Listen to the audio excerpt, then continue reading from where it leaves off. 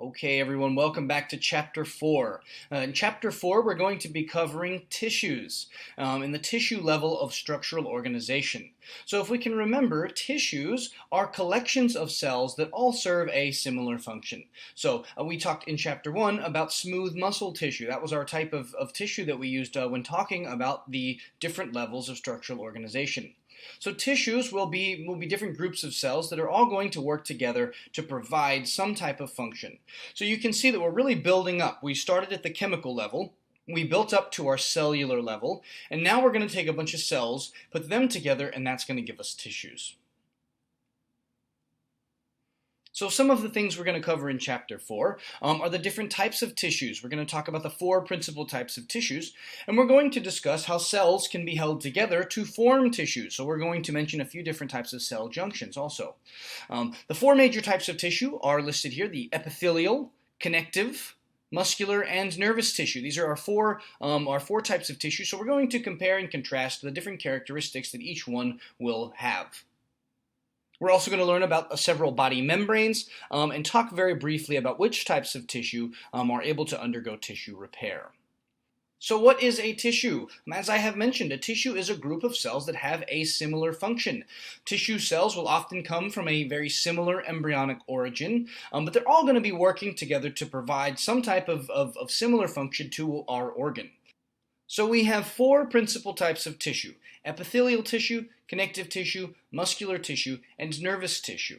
And now there are going to be different types of tissues within those principal types of tissue, but each tissue type is going to have its unique characteristics. It's going to include certain types of cells and provide functions that are going to be different from each other. So we're going to compare and contrast those. So we can see the four types of tissues. These are epithelial tissues, connective tissues, muscular tissues, and nervous tissues. Now, epithelial tissues, this is one you might not have heard of before. Epithelial tissues are going to form linings of body structures. So epithelial tissue is going to line the inside of the digestive system, and it will also be found on the outside of the digestive system. Epithelial tissue will form different coverings of our bodies. Connective tissue is going to be the most diverse group of tissue that we see. We have lots of different major types of tissues that can be found under the umbrella term of connective tissue. But connective tissue will serve many different functions, and one of those will be to connect different things within the body. They will serve a transport component in our blood with red blood cells. They will serve a storage component and insulation with adipocytes. They will be secreting different fibers and such. So there's lots of functions that we can look at with connective tissue, and we will touch on those when we get to connective tissue. Muscular tissue has one major function, and that is to contract. Muscles contract. They shorten their length, and that allows us to produce useful work. There are three types of muscular tissue, and we will briefly go over these after we have covered epithelial tissue and connective tissue in detail. Nervous tissue is going to be our fourth major type of tissue. Nervous tissue is specialized for communication. So our nervous cells are going to have fairly different cell structures that are going to allow them to communicate from cell to cell. So nervous tissue we will go over again briefly after we have gone over muscle tissue. So most of the time when we have a type of tissue, we're going to need to have those cells bound to one another by different cell junctions. It's be much more difficult for our cells to work together if they were not bound together in some way. So by allowing our cells to be attached in some way, this is going to help those cells work together to produce whatever the function of our tissue is. So we will often have our cells anchored to one another or other structures, other structures found within the body, such as the basement membrane, which is going to be a layer that's often found under a layer of epithelial tissue that our epithelial tissue will be attaching to. So there are a total of 5 types of junctions, but I only want you to know these 3. We have tight junctions, desmosomes, and gap junctions. Those are going to be our 3 types of junctions. Each one will be structurally different, which means that each one will be functionally different as well. So we'll start with the tight junctions. Tight junctions are just as they sound. These are going to seal off the passageway between 2 cells, and they're going to hold 2 cells very tightly together. So tight junctions are very important for keeping 2 cells together very, very tightly. This will prevent any passage between our 2 cells, and so this allows 2 or more cells to work as a barrier. Tight junctions are made up of these transmembrane proteins that are going to reach from one cell membrane into the other, and that's going to fuse these two membranes together. So tight junctions form a very, very tight connection between two cells. So displayed in this picture, you can see all of these different transmembrane proteins that are in this network that are going to be binding our two different cell membranes together. And that's how we form the junction. Two cell membranes are closely packed, and then we seal them together by using these different transmembrane proteins. Now, desmosomes are going to be the next type of cell junction that we have. Desmosomes are going to have a different structure and a different function than tight junctions.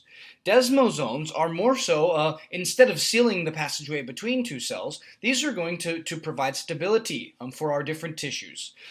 So stability is important in our tissues. So cardiac muscle is one type of tissue that's going to have these desmosomes. Cardiac muscle is always going to be pumping blood. Every second of every day of our lives, our cardiac muscle is contracting to pump blood through the body. So there's always going to be a lot of stress on the cardiac muscle, and it's important that we have these very strong junctions known as desmosomes to keep our cardiac muscle cells bound to each other and not breaking apart. So desmosomes, like I said, are going to be structurally different than our tight junctions. These are not going to seal off the passageway between two cells. Instead of using those transmembrane proteins to fuse our membrane, we're actually going to have other transmembrane glycoproteins. And these are going to bind the cell membranes to each other. So one thing that we can see here is that we have this large plaque. And on this large plaque, we're going to be attaching these transmembrane proteins. The transmembrane proteins attaching to the plaques will then bind to one another in the space between the two cells.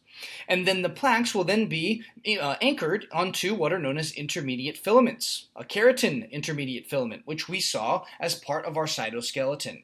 So the desmosomes are going to allow two cells to sort of fuse their cell membranes together, and that creates a nice rigid, stable structure.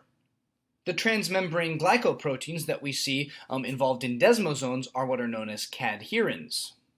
So while desmosomes are fusing two cells together, they're going to do so in a different way than tight junctions. Tight junctions are going to seal off the passageway between two cells, while desmosomes are going to provide stability for a group of cells.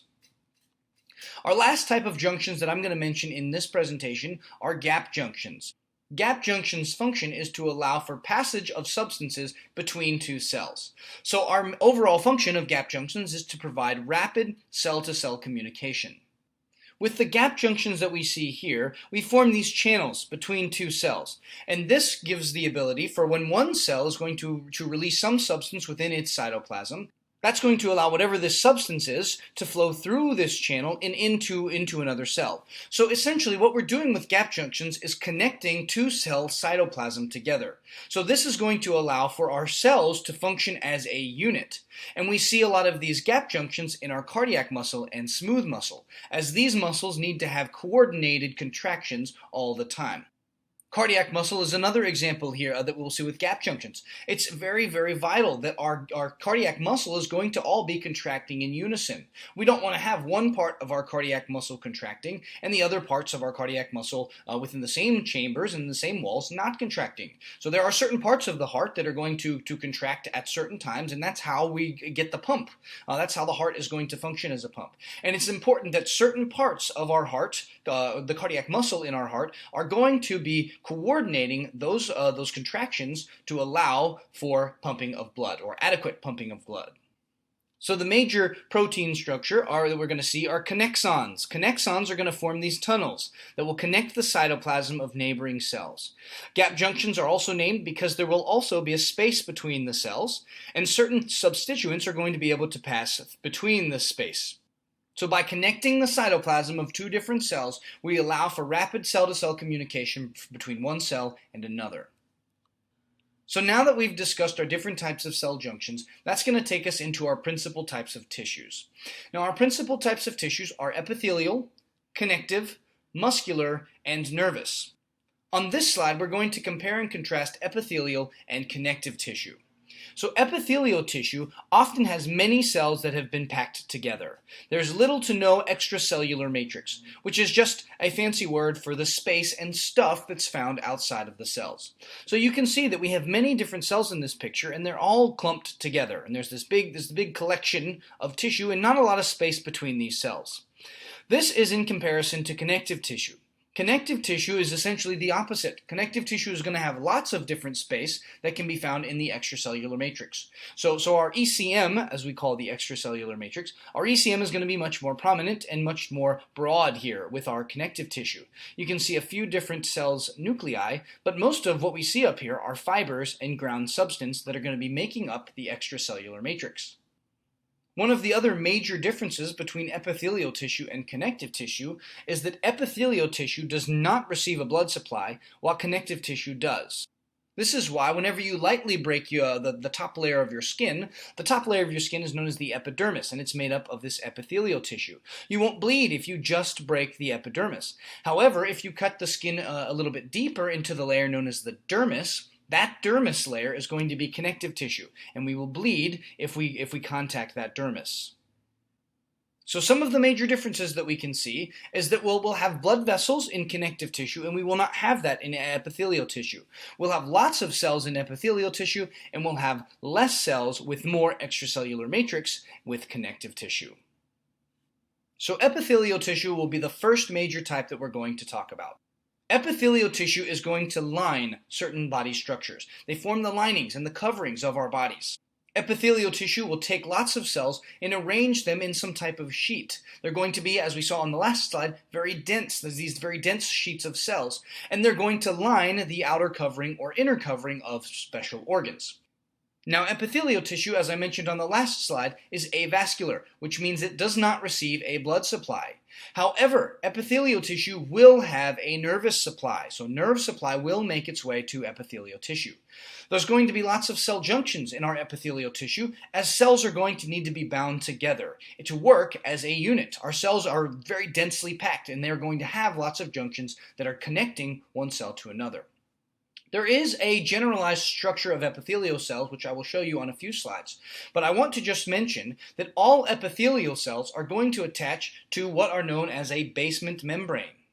The basement membrane is a layer that's filled with lots of proteins and glycoproteins that are just going to help anchor our epithelial cells to whatever underlying structure is present. They will also all have some type of free surface. Epithelial tissue forms the covering, so what that means is that one side is going to attach to our body at some place, and one side is always going to be open to some type of space. Whether that epithelial tissue, being the skin, is going to be connecting to the space outside of the body, or perhaps the epithelial tissue lining the inside of the digestive system and contacting the space that's found in the digestive cavity.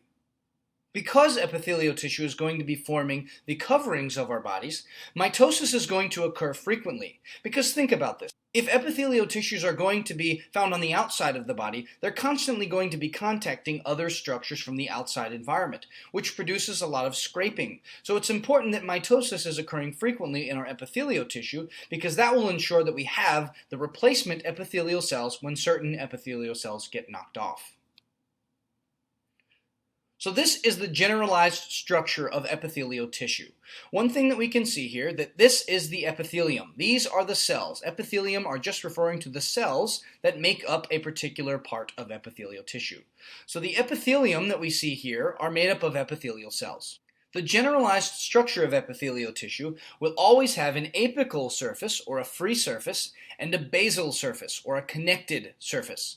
So the apical surface will contact some type of space, whether this be the skin here, and this is contacting the space outside of the body, or whether this be lining the inside of the digestive system, and this contacting the digestive cavity. This is going to be the free surface that will contact the external environment in some way. Now, the basal surface is always going to be attaching to what's known as a basement membrane, and there are two sublayers in the basement membrane. Those are the basal lamina and the reticular lamina. The basal lamina is going to be the outer layer, and the reticular lamina is going to be the inner layer. One of the other things that we can see on this picture is that this nerve is going to be running here through this layer of connective tissue and entering into the epithelial tissue. So epithelial tissue will have a nervous supply. However, the blood vessel will not contact epithelial tissue. So if epithelial tissue is damaged, and it is the only type of tissue that's damaged, that's not necessarily going to cause bleeding. So there are two major types of epithelial tissue: surface epithelium and glandular epithelium. Surface epithelium is going to be the type that we've been mentioning that covers different body surfaces. But certain epithelial cells are going to form what are known as exocrine glands. And we will mention those, and I'll show you some pictures of glandular epithelium in just a few slides. So look at the functions of epithelial tissue. It's going to cover the different body structures, so that will provide a protective function. Epithelial tissue in our glandular epithelium is going to be allowing for secretion. Our glands are going to be secreting different substances, so secretion will be one of the functions of epithelial tissue. Epithelial tissue will also serve a filtration function, as well as an absorption function. So again, in the digestive system, epithelial cells are going to help in absorbing those contents that we have just eaten. So epithelial tissues are going to have lots of different functions, but they all are going to be related to the structure, which is either going to be covering different body surfaces or creating glands. Before we talk about the different types of epithelial tissue, I want us to look at how we can classify epithelial tissue. So, there are many types of epithelial tissue, and each one will provide us a different function. And once again, that is going to be based on the structure or this classification. So there's two major groupings of terms that we'll want to know in order to classify epithelial tissue. So, what we will need to know about epithelial tissue are how many layers are going to be present in our epithelial tissue, and what are the shapes of the cells that make up that particular type of epithelial tissue. So if we have one layer of cells, that's going to be called a simple layer. So that's going to be simple. If we have a single layer of cells, that is simple. If we have more than one layer, so two or more, we're going to call that epithelium stratified. So you can see in this picture we have several different layers of cells and they have stacked upon each other. And so this is going to refer to stratified, while a single layer is going to be simple. We also have what's called pseudo-stratified. Pseudo means false. So pseudo-stratified are falsely stratified.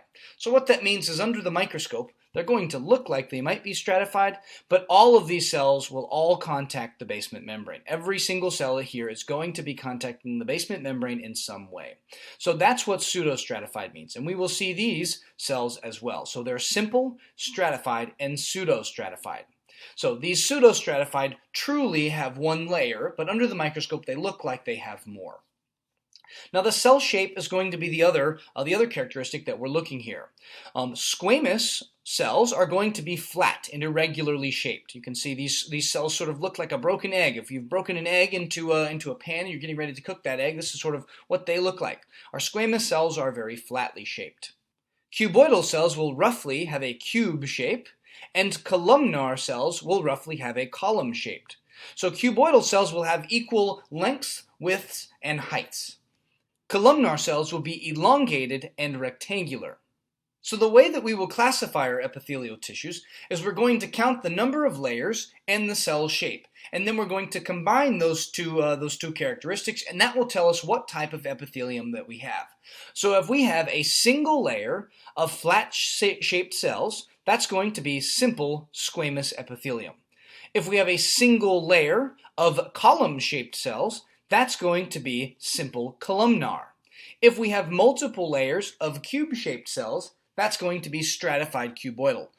So we can mix and match each of these classifying terms, and that will tell us what type of epithelial that we are looking at. So epithelial tissue is classified based on its structure.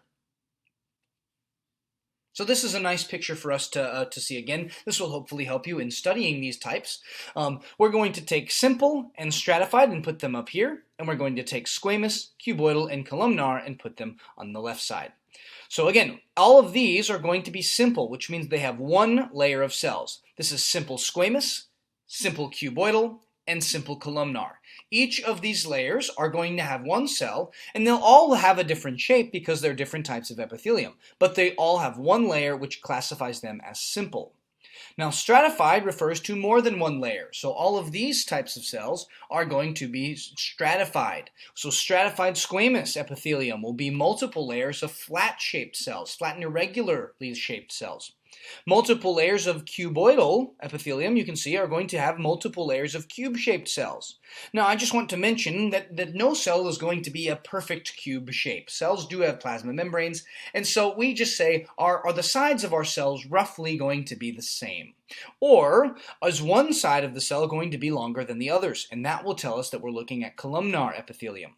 So these rectangularly shaped and elongated cells are going to be columnar. So the way I might ask a question about this on your test is, what is one layer of cube-shaped cells going to be referred to? And that will be simple cuboidal, one layer of cube-shaped cells. Now, pseudostratified cells are mostly going to be referring to pseudostratified columnar epithelium. So most of the time with our pseudostratified, we will see these with columnar cells. Now, we can find stratified cuboidal and stratified columnar cells within the body, but we actually will see these types of cells much less frequently. So we're really going to be spending more time looking at these four types of epithelial tissues. So let's start with simple squamous. Simple squamous cells are one layer of flat and irregularly shaped cells. These cells are going to be very, very thin because they're flat in shape. So that allows for diffusion across the membrane. These are going to form very thin barriers, and they will allow for certain substances to diffuse. So one place that we will find these simple squamous epithelium are going to be in the lungs. Certain cells in the sacs of the lungs, known as alveoli, are going to be lined with these simple squamous epithelial cells. And oxygen is going to be allowed to diffuse through our simple squamous cell in the lungs, and that's going to allow it to go into our bloodstream. So this is one place that we will see a simple squamous epithelium. But we have these different types of epithelium all over the body as well. Another function of our simple squamous are going to be to secrete different fluids.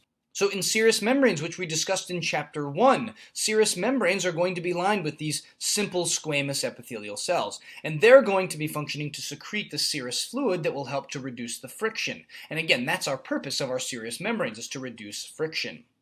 Simple cuboidal cells are another type of cell that we will find. This is one layer of cube-shaped cells.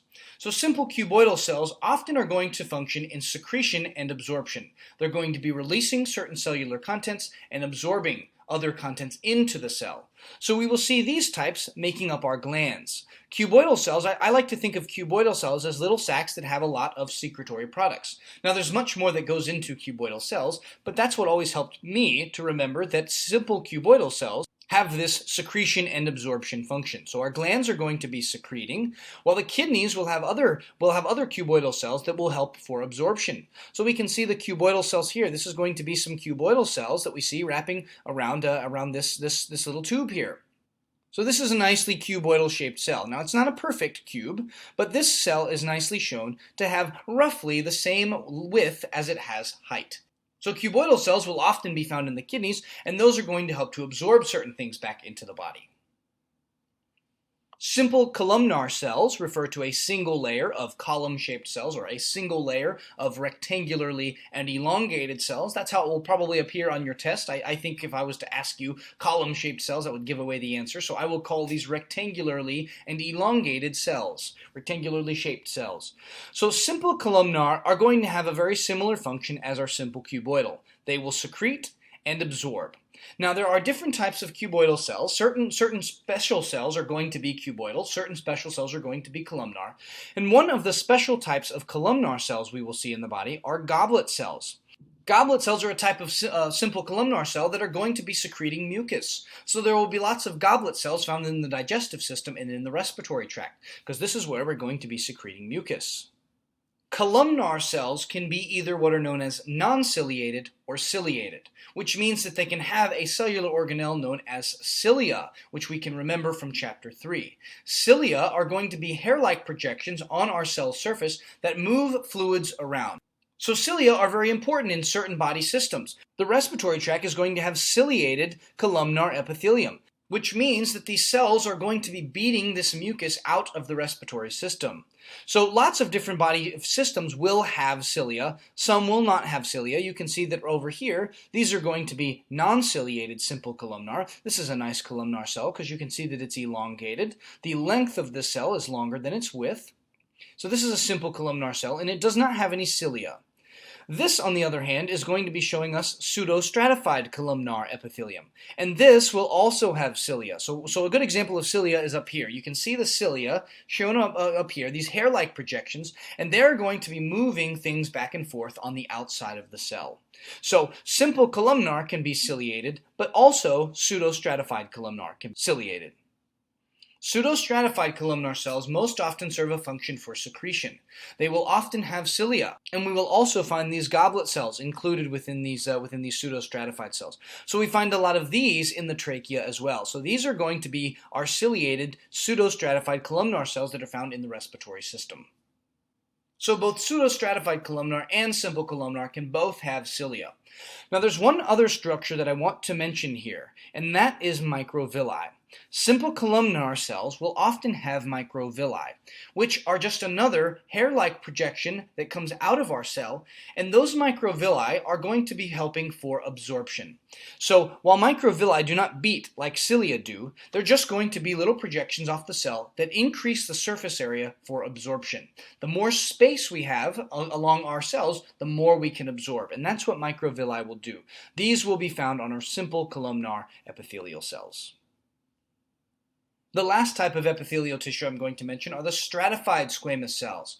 Now, stratified squamous cells are going to be multiple layers of flat and irregularly shaped cells. Stratified and squamous. We put these two words together to tell us what our epithelial tissue is going to look like.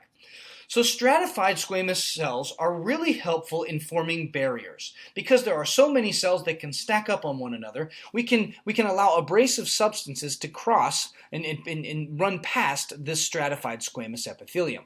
So these will serve a protective function as well. So the inner lining of the esophagus is going to have stratified squamous epithelium because when we eat food and chew up food, hopefully we're chewing our food fully, but when we eat food and we chew it up, that's going to be scraping the insides of our mouths and scraping skin cells off. And so these stratified squamous cells are going to protect the underlying structures when we eat food.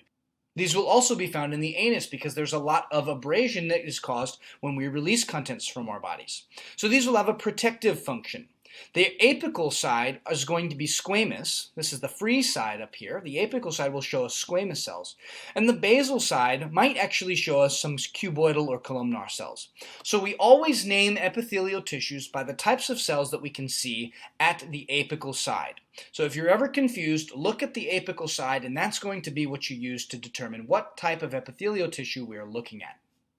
So there will also be a layer of stratified squamous on the skin known as the epidermis. This is our most outer layer of skin. This is going to be a stratified squamous layer. And we'll have these in the mouth, like I said, because when food is going to come into the mouth and pass into the esophagus, there's going to be a lot of abrasion and scraping of the sides of our body's cavities. So stratified squamous has really given us a protective function against external contents. So all of the different types of epithelial tissue that we just covered are surface epithelium. They form linings and cover surfaces. The other type of epithelial tissue are glandular epithelium. So glands are either a single cell or multiple cells. They can be either, but they're just collections of cells that have been adapted for secreting substances. Glands will secrete things. There are going to be salivary glands that secrete saliva. There are going to be lots of glands within the pancreas that are going to be secreting digestive enzymes. There are glands found all over our bodies. There are oil glands that can be found in the skin and sweat glands that can be found in the skin as well. So lots of different glands exist within the body, and all of these glands are going to secrete some type of substance.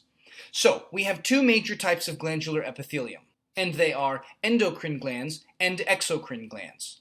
Now, we've already learned everything we need to know about the endocrine system in Anatomy and Physiology 1. I'm not going to be elaborating on the endocrine system much, but what the endocrine glands are going to do is to secrete hormones that will diffuse into the bloodstream.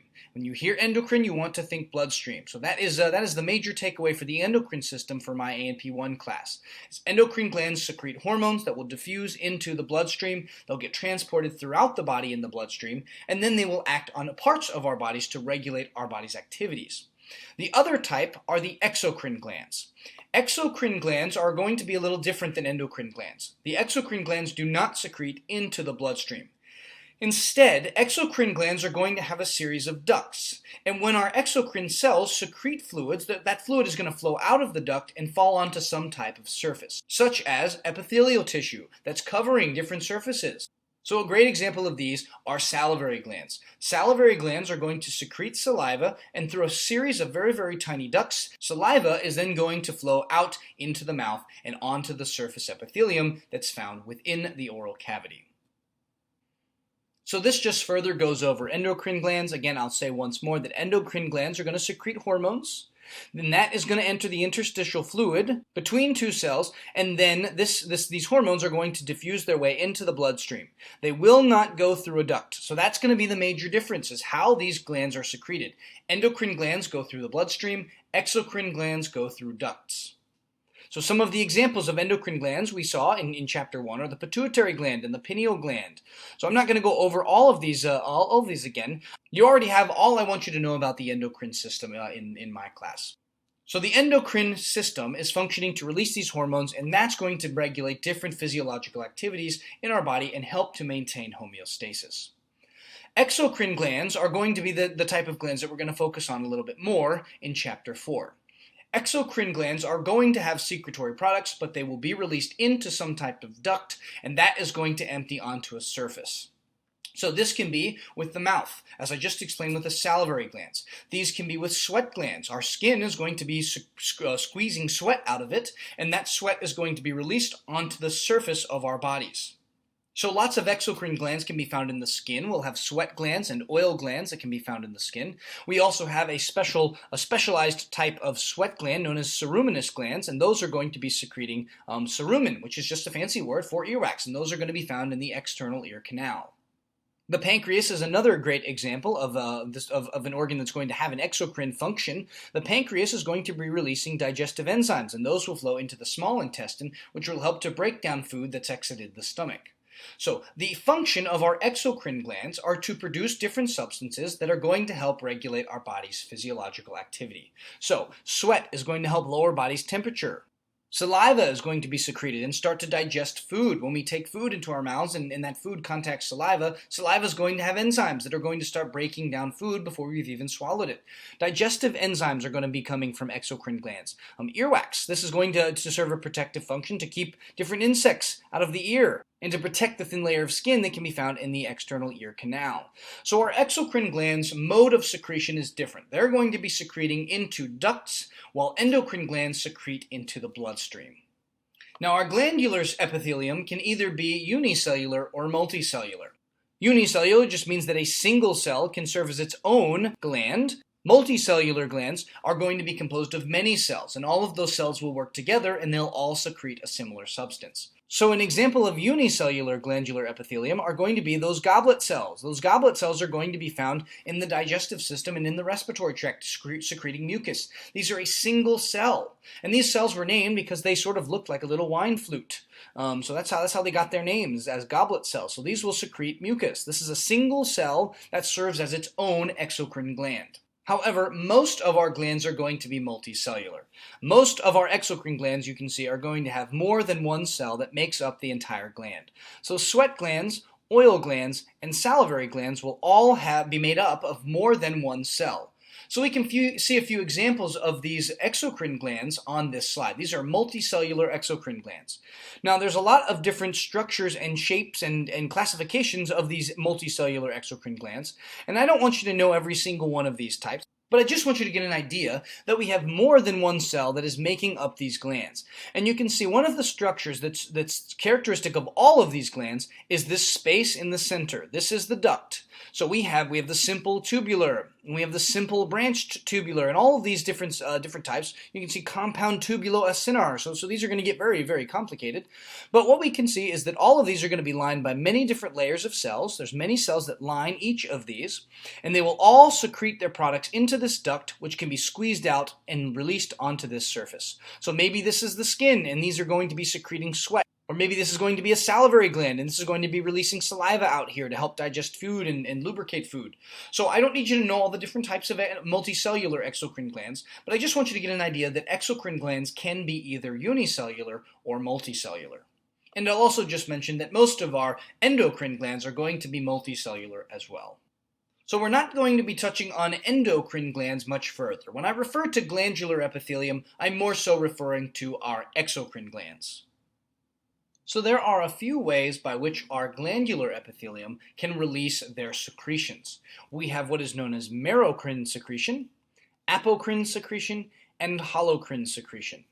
So merocrine secretion refers to our cells' secretory products being found in vesicles. So these vesicles here are going to contain the secretory products, and when we are ready to release those contents, our cell is going to exocytose those vesicles. Those vesicles are then going to release the secretory product, and that is merocrine secretion. That's going to be our first type. So salivary glands will be a type of merocrine secretion.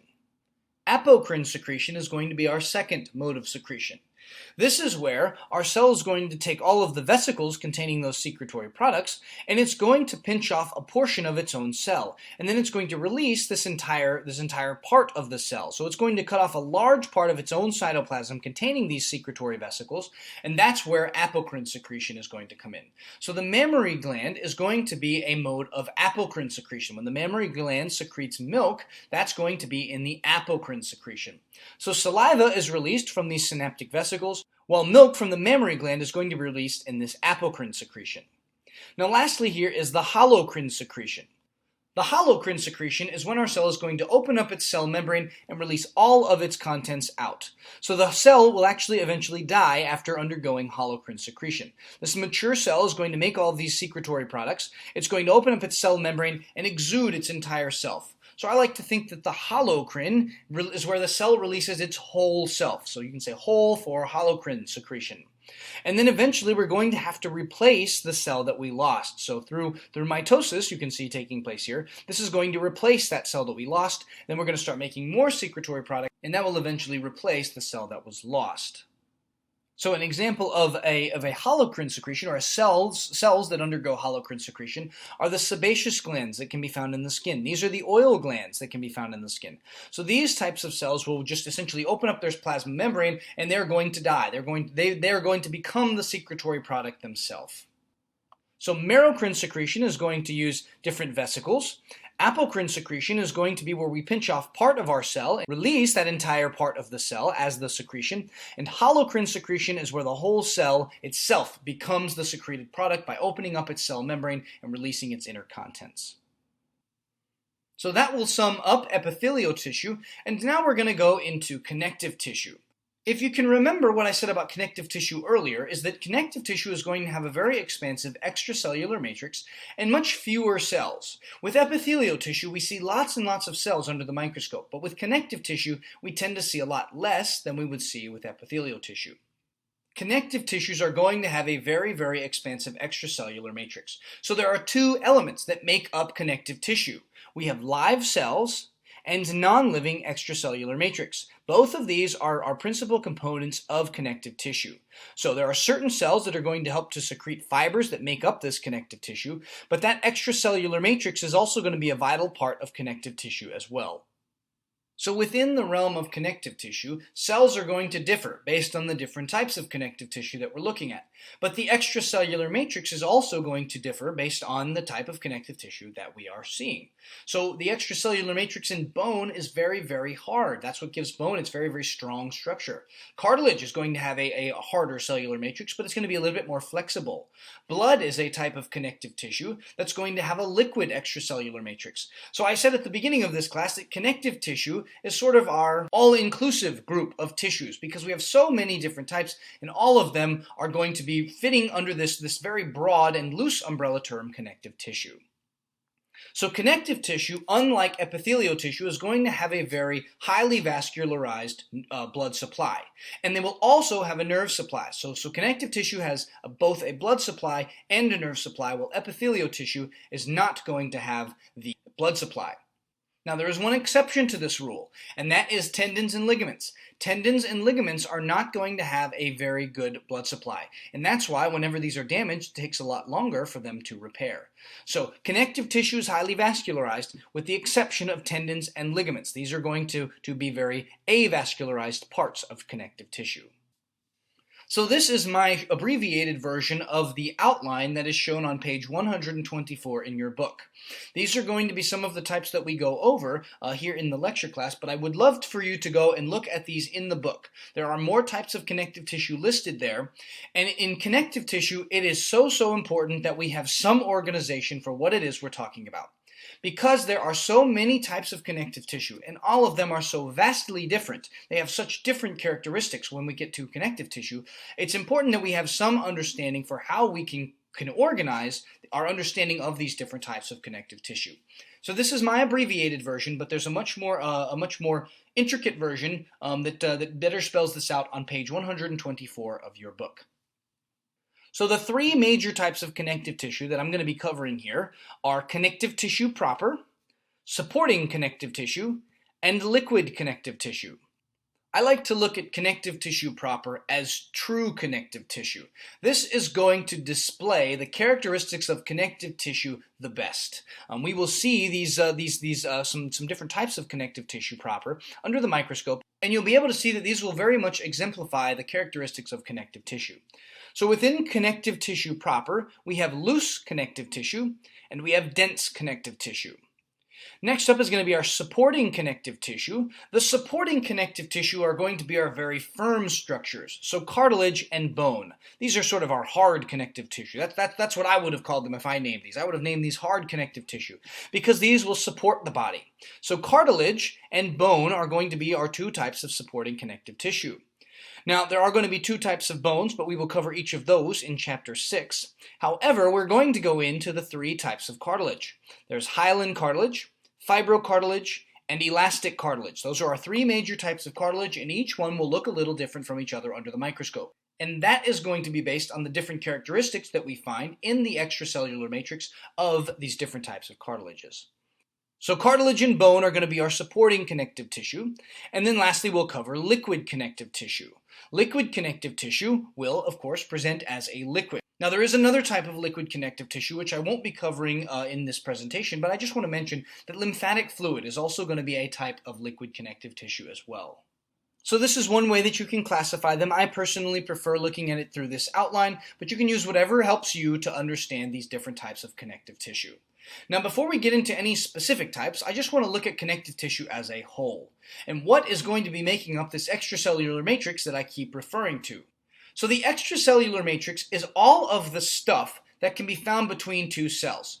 All of our cells are going to be very closely located, but some of them might not be necessarily attached to each other, and there's going to be a space between those cells. So the extracellular matrix refers to all of the stuff within our bodies that's not actually inside of cells. That's what our extracellular matrix is, and we find that in connective tissue.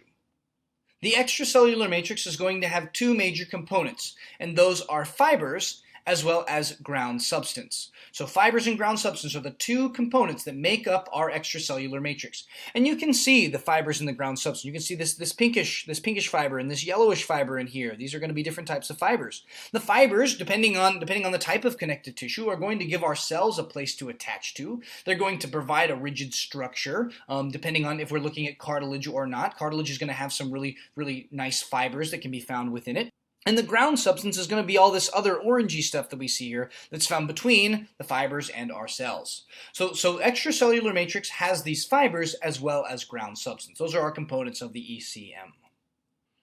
Now, in terms of the fibers that we will find, we have three major types. We have collagen fibers, we have elastic fibers, and we have reticular fibers. These are the three types of fibers that we're going to be referring to. So within the extracellular matrix, when I say that we have fibers and ground substance, these are going to be our three types of fibers.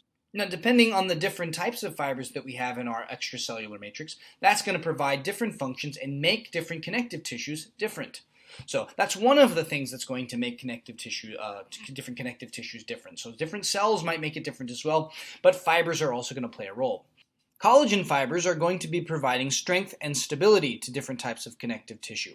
Collagen fibers are made up of the protein collagen, and collagen is one of the most common proteins that we find in our bodies. Collagen has roughly about 25% of all of the proteins found in our bodies. So these collagen fibers give us strength and stability. Now, collagen's not stiff, so it's going to be strong, but it's not necessarily going to be rigid.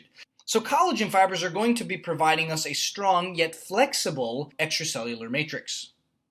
Elastic fibers, as you can imagine, are going to provide elasticity. So these are going to be a little less strong, but they're going to be more flexible than our collagen fibers. So in comparison to the collagen fibers, elastic fibers are going to provide more stretch. However, they're not going to be as firm. So while elastic fibers are strong, they are going to be really giving our different extracellular matrix a more flexible component. These can be stretched up to 150% of their entire length. So elastic fibers provide a lot of stretch and flexibility to different types of tissues. Lastly are the reticular fibers, which will be a little bit stronger but less flexible. So reticular fibers will often provide a framework for our extracellular matrix. Oftentimes cells can attach to the reticular fibers, and that will help them to move throughout the connective tissue. So the way we look at all of these different types of fibers is reticular fibers are going to provide a lot of strength but a little bit less flexibility. Collagen fibers are going to provide us a nice mixture of both strength and flexibility, and elastic fibers are going to present more flexibility but with a little less strength. So each of these fibers, depending on which one we decide to use, is going to give us the makeup of our connective tissue's extracellular matrix.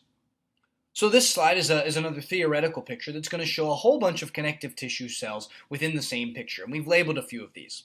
So the first thing I want to mention here are these different types of fibers. So collagen fibers are going to be found within the extracellular matrix. These are going to be strong and flexible, and they are made up of the protein collagen. That's the most abundant protein that you have in your body. It makes up 25% of all the proteins you have in your body.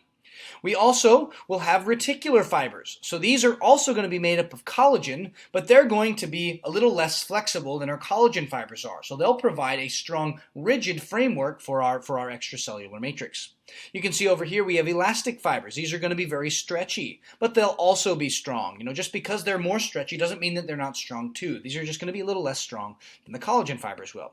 So these are going to be found in our blood vessels. Blood vessels are going to need to stretch. As blood vessels are going to be constantly having blood pumped into them, the walls of our blood vessels need to be able to stretch and have a little bit of give to them so that our blood pressure does not go up too much. So that's the first thing I want to mention with this picture here.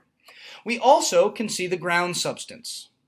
The ground substance is going to be somewhat made of water. So this is going to be everything that's found between the cells and the fibers. So the ground substance is what everything is sort of suspended within. And this is serving as a nice medium for different substances being able to be exchanged between different cells and through these different types of connective tissue.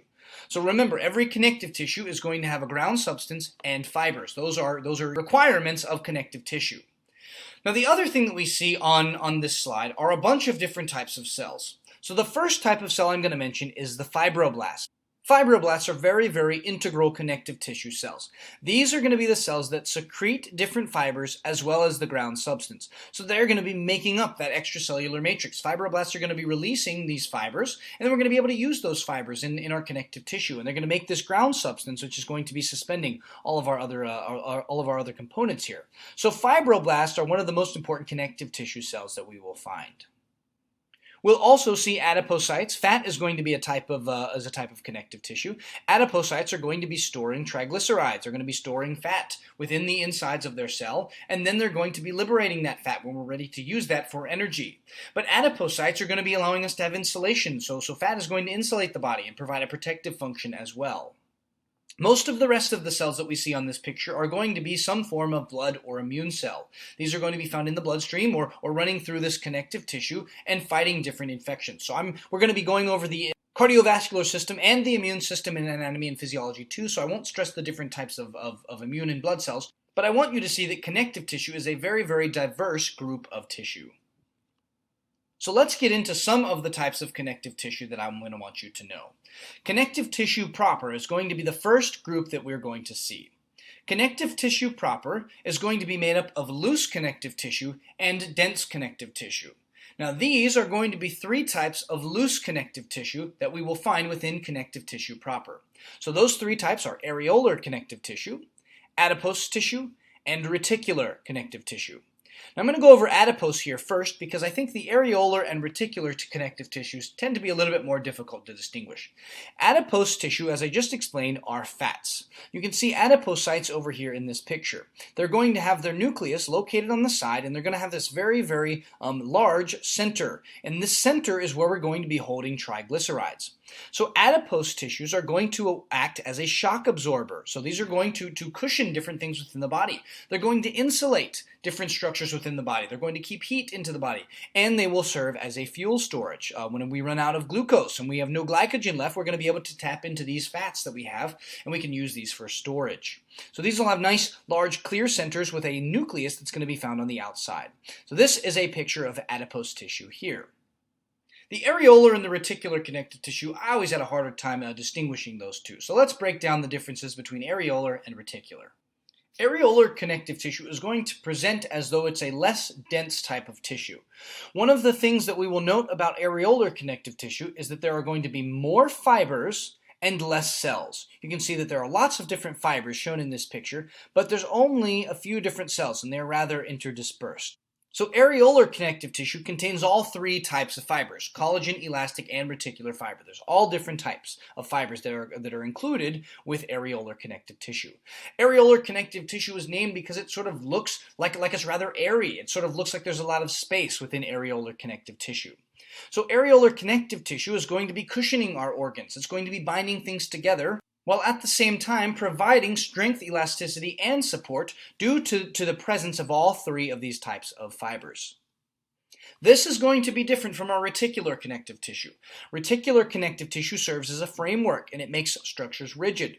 So reticular connective tissue is going to be supporting our loose organs and helping to filter out red blood cells in the spleen.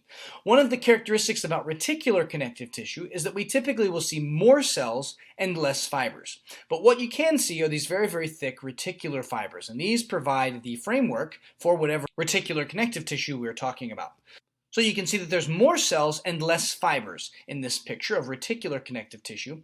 And with areolar connective tissue, there's more fibers and less cells. And that's one of the ways that you'll be able to tell the difference.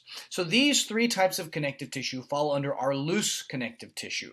These are going to have loose fiber arrangements. The fibers, while even though they look a little denser up here in areolar connective tissue, there's still a loose arrangement. Our next type of connective tissue, dense connective tissue proper. Dense connective tissue is going to have a very dense fiber arrangement, and that's how we get the different name. So in the connective tissue proper, we have loose and dense, and we are giving those names based on the fiber arrangement. So these are our two types of dense connective tissue. We have dense regular connective tissue, and we have dense irregular connective tissue. And as you might have imagined by now, regular and irregular are going to be referring to the fiber arrangement. So dense regular connective tissue can be found in our tendons and ligaments. One thing that we can see from this picture is that we have a few cells in here, but we have lots of fibers, and they're all running in the same direction. That shows us that we have this very dense arrangement of fibers. This is a very dense arrangement of fibers. You can see all these fibers going in the same direction. Dense regular connective tissue has fibers that are, of course, densely packed, but regularly oriented. So this is going to be important in tendons and ligaments. Now let's think about why this is important in tendons and ligaments. This type of connective tissue is going to provide very, very strong muscle attachment points because all of these fibers are going to be oriented in the same way. So from the left side of the picture to the right side of the picture, this is going to be very, very strong. So our dense connective tissue is going to be providing strength in one direction, and that's what our muscles are going to need. When our muscles pull on tendons, they only need that strength to go in one direction. So our dense, regular connective tissue will be found in those tendons and ligaments and will be used to connect to our muscles and provide strength in a single direction. So I'll just say one more time that this irregular orientation is what gives us dense, regular connective tissue. You can see the collagen fibers are going to be oriented in parallel. You can see them all running together here. So this is a dense, regular connective tissue. Our other type is dense, irregular connective tissue. So again, as you might have assumed by now, dense, irregular connective tissue is going to be referring to a dense fiber arrangement, but those fibers are going to be irregularly oriented.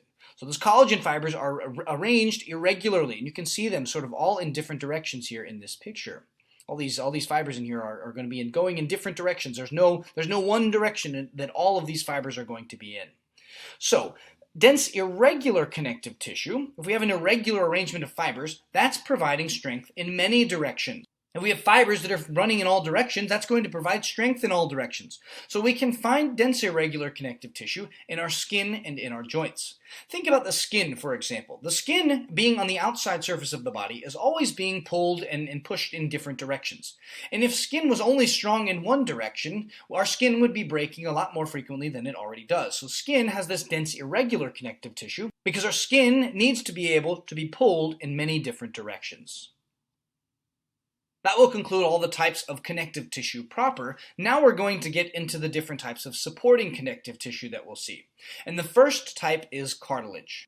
Cartilage is also going to be another exception within connective tissue that will not have any vascularity and no nerve supply. So cartilage is avascular and will not have a nervous supply. Cartilage is a type of supporting connective tissue because it provides support for our body structures. It is tough, but it is flexible. So it's not as tough as bones, but it's a lot more flexible than bones are. And so it's important to have cartilage on things like the ears and the nose because those are structures that protrude from our bodies. And if they were made out of bones, we'd probably have a lot more broken noses and ears than we already have. So cartilage are going to be composed of chondrocytes. Chondro is a prefix that means cartilage, and cyte is a prefix. It is a suffix. Cyte is a suffix that's going to mean cell. So chondrocytes refer to cartilage cells. And cartilage cells will be existing within little spaces known as lacuna. So there are three major types of cartilage: hyaline cartilage, fibrocartilage, and elastic cartilage. And we're going to come back to this picture so I can show you that each of these cartilages are going to be found at different places in the body. So our first type of cartilage is hyaline cartilage. Hyaline cartilage is going to be the most common type of cartilage that we'll find in the body. Hyaline cartilage is the most widely dispersed. We see this the most. Now, hyaline cartilage is going to be made up of collagen fibers that are very, very fine. Fine collagen fibers give us support with flexibility. So hyaline cartilage is going to be making up things such as the nose and joints. The ends of our bones are going to have a layer of hyaline cartilage on the end, and the trachea is going to be made out of hyaline cartilage as well. So this is our most common type of cartilage that we will have. You can see that it appears as a rather glassy type of tissue. It sort of looks very, very smooth. And we can't actually see any of the individual fibers because these are very fine collagen fibers. And that's why it appears so smooth. Hyaline cartilage is also going to be important in what is known as endochondral ossification, which is a type of bone formation which we'll learn in Chapter 6. Our second type of cartilage is elastic cartilage. So elastic cartilage is going to be containing elastin, that is an elastic fiber, and that allows our cartilage to stretch. So elastic cartilage is found in two places, in the ear and in the epiglottis. Now, I understand that many of you might not know what the epiglottis is. The epiglottis is a little flap that will go over the airway in the back of the throat that prevents food from going into the airway when we swallow. So that's what the epiglottis is. So elastic cartilage that starts with an E will be found in the ear and the epiglottis, which will both start with an E. You can see in this picture we have these different elastic fibers in here, and you can see the chondrocytes that are found in their lacunae, these little spaces here. We're going to use that word again when we get to the skeletal system, but that just means a space within this extracellular matrix. Fibrocartilage is going to be our last and third type of cartilage. So fibrocartilage is going to be made up of very, very thick collagen fibers. These thick collagen fibers are so thick that you can see them under the microscope. So you can see the fibrocartilage here. Fibrocartilage is a very, very strong type of cartilage. Because it has a lot of collagen fibers, it will be somewhat flexible, but it's going to be able to be compressed. So we see fibrocartilage in places where there's going to be lots of compression. So in the intervertebral discs. The intervertebral discs are little cartilaginous discs that are found between each of our vertebral bones. These are constantly being compressed between our bones by the force of gravity. So our fibrocartilage is going to be a lot stronger and found here between each of our vertebral bones. We also have fibrocartilage found in what's known as the pubic symphysis, which will connect the two coxal bones from either side of the body. The coxal bones is just another name for our hip bones. We do find some fibrocartilage in the knee and the menisci, but these are going to be the two that I want you to know the most, the intervertebral discs and the pubic symphysis. So let's go back to this picture and we can see where each of these types of cartilage is located. Hyaline cartilage, shown in blue, are going to be making up the costal cartilage that connects our ribs to our sternum. We're also going to have hyaline cartilage at a lot of our joints. You can see hyaline cartilage in here and found in the nose. Fibrocartilage, on the other hand, shown in red, is going to be found in the knee with the menisci, at the pubic symphysis connecting these two coxal bones on either side, and found between each of the vertebral bones in the vertebral column. So the fibrocartilage makes up these intervertebral discs. Elastic cartilage is going to be our third type, and we find elastic cartilage in the ear and in the epiglottis. So we've done our best to show you this epiglottis right here. It's going to be found at the top of our throat, and we'll also have elastic cartilage found over here in the ear. So those are the places that we will find each of these cartilages. You can look at this picture, and this will show you how this cartilage is dispersed through the body. Our next major type of connective tissue is bone. Bone is the hardest type of connective tissue that we have. So bone, making up the skeletal system, will support and protect the body. Now we have two types of bones. We have compact bone and spongy bone. And so that's what we can see on either side here. This right here is compact bone, and this is going to be spongy bone. So each of these types of bones are going to have their own functions, and we'll go over those a little bit more in Chapter 6 as well. But compact bone is very, very dense, and spongy bone is going to have a lot of spaces found within it. Bone, as a type of connective tissue, is going to be making blood cells and storing fat. Now, how is bone going to do that? Bone is going to house what is known as yellow bone marrow and red bone marrow. Red bone marrow and yellow bone marrow are found in our long bones. Red bone marrow is going to be making these blood cells, and yellow bone marrow is what is another name for fat. That's all yellow bone marrow is. It's just fat, and that's going to be found here in the center of our long bones. So bone is actually providing a lot more functions than just providing support and protection for our body. Now, just like cartilage, our bone is going to have cells that sit within these spaces. However, with bone, we're going to call these osteocytes. Osteo is going to be our prefix for bone, and cyte is going to mean cells. So osteocytes refer to bone cells, and they will also sit in lacunae. So the extracellular matrix of our bone is very, very hard. It's made up of collagen fibers as well as calcium salts. We call the extracellular matrix of bone osteoid, and so this is going to be the hardest type of connective tissue that we will have. Bone will also have a very, very rich blood supply. There's a lot of vessels that are going to be found running through our bones. And again, when we get to Chapter 6, which covers on the skeletal system, you'll see how much blood supply we'll actually have within our bones. So blood is going to be the one type of liquid connective tissue that I'm going to cover here in this class. Now remember, every type of connective tissue is going to have two components, cells and extracellular matrix. So with blood, the matrix is going to be making up the plasma. The matrix is blood plasma. That's what our extracellular matrix is. So this is a liquid extracellular matrix.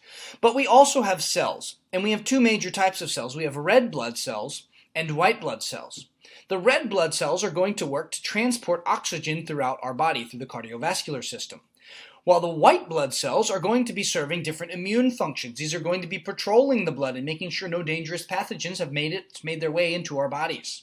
So the function of blood is going to be to transport different things throughout our bodies. And we can also say that blood is also going to have a protective function to our bodies because it houses these white blood cells.